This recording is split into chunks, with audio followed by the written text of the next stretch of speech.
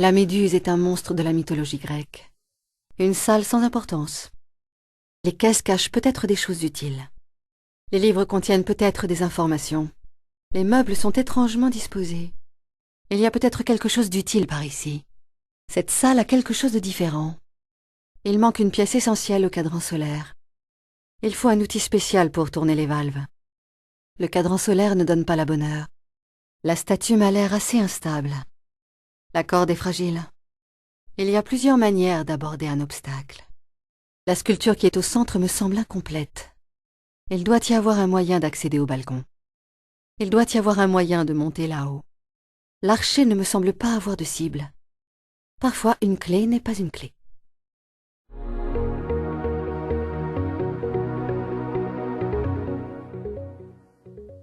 Je ferais bien de jeter un coup d'œil.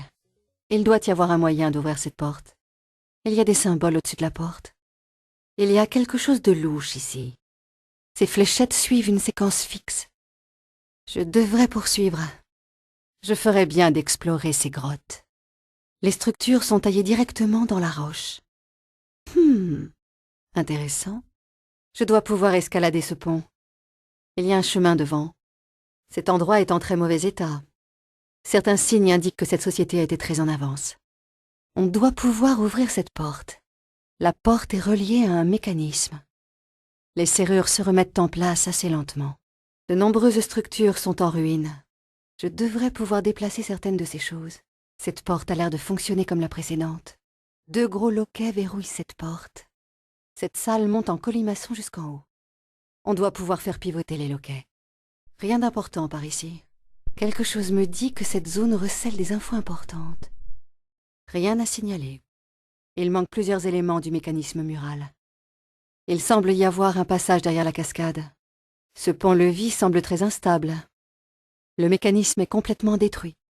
Le mécanisme mural me semble être relié à la cascade. Je dois pouvoir amener le T-Rex à se blesser lui-même. Ces gens étaient des spécialistes des pièges mortels. Il y a peut-être un passage plus haut. Cet endroit a été bâti par une société en avance sur son temps. Il doit y avoir des interrupteurs pour ouvrir les portes. On doit pouvoir déplacer certains de ces supports. L'interrupteur sur le mur a l'air important. Rien d'important d'ici.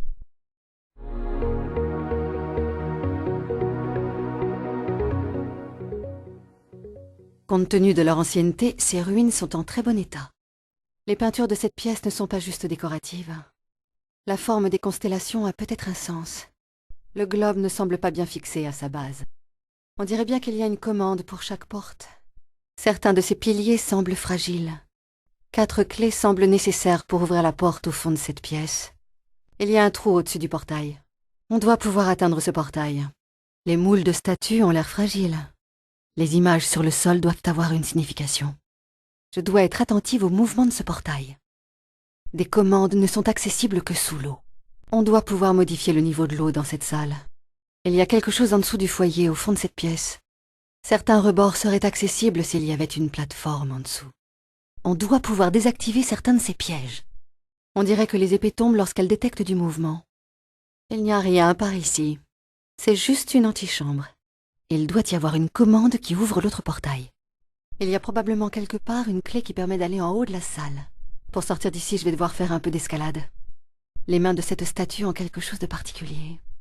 Le roi Midas transformait tout ce qu'il touchait en or. Ces colonnes peuvent monter et descendre. On doit pouvoir accéder aux parties hautes de cette salle.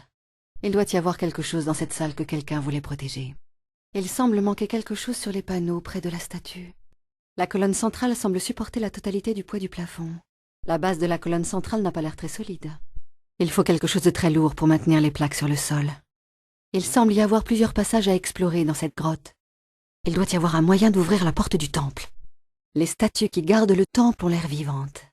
Les inscriptions rappellent les écritures de nombreuses autres civilisations. Il y a un anneau au dos du bouclier du centaure. Je devrais me protéger derrière un bouclier. Les boucliers renvoient les coups des centaures.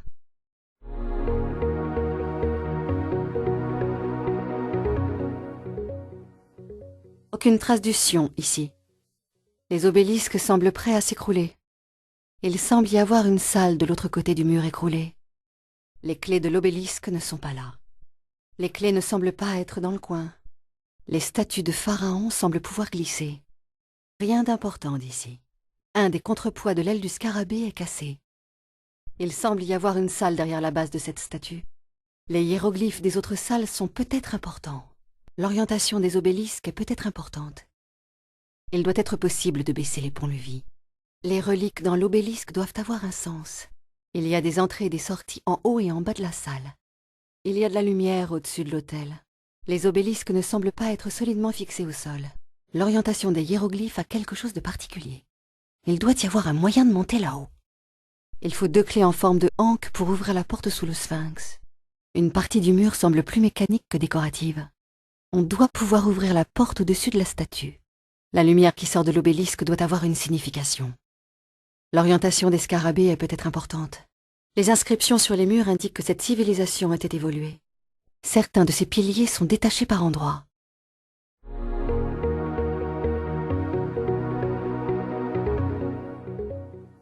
Il y a forcément un passage pour sortir de cet endroit. Ces cordes ont l'air de pouvoir supporter un poids important. Difficile de dire de quel type de mine il s'agissait. Il manque les fusibles. Ces commandes doivent contrôler un mécanisme gigantesque. La foreuse fonctionne peut-être. On doit pouvoir entrer dans cette petite structure. La salle de commande doit bien être accessible. Il faut une clé pour la foreuse. Il doit y avoir un moyen de traverser cette lave. Cette salle doit bien avoir une sortie. Les cosses des murs abritent d'étranges créatures. On doit pouvoir désamorcer certains pièges. La créature semble reproduire tous mes mouvements. Il doit y avoir un moyen de traverser la fosse. Certaines portes ont plusieurs verrous. Je dois pouvoir faire tomber la créature de la plateforme. Ce monstre a des membres difformes, l'un peut être plus faible que l'autre.